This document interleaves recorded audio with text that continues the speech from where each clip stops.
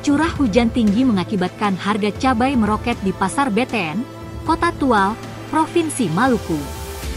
Pantauan tribunambon.com pada Minggu, 20 April 2025, cabai rawit dibanderol dengan Rp180.000 per kilo.